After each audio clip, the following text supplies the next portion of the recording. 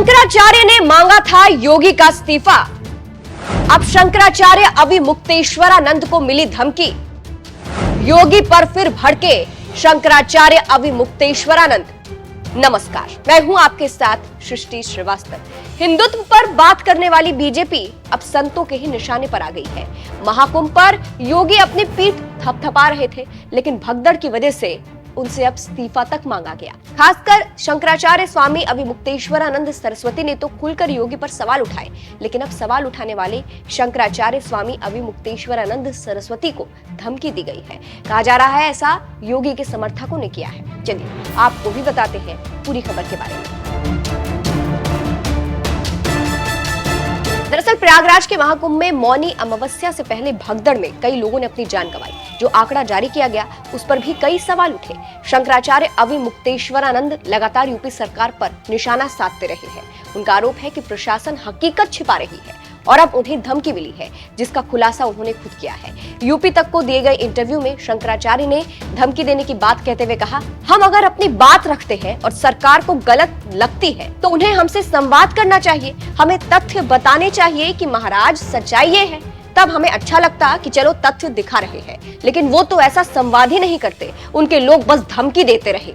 जैसे अभी 4-5 लोगों ने फेसबुक पर लिखा कि तुमको जान से मार देंगे, मार दो मुझे, सन्यासी को मरने से क्या डर, जब अपना श्राद्ध तर्पण कर ही चुके हैं तो हमको क्या डर, हमें कौन सा संसार का सुख भोगना है।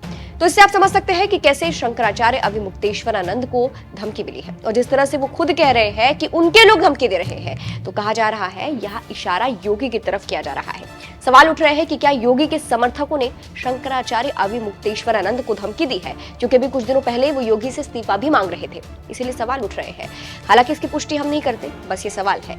वहीं इसके अलावा शंकराचार्य अविमुक्तेश्वरानंद ने कहा, जब तक भगवान ने रखा है तो यहाँ है, जिस दिन भगवान कह देगा कि चलो तो चल देंगे। मरने की धमकी उसको दो जो ये सोचता हो कि जिंदगी चली गई तो क्या होगा। हम तो हिंदू धर्म के मानने वाले हैं, सन्यासी होने के नाते हमें सांसारिक सुख भोगना ही नहीं। हमें क्यों डराते? डरा उसे जिसके दर्शन में ये बात है कि अंतिम जिंदगी है, जो कुछ करना है कर लो।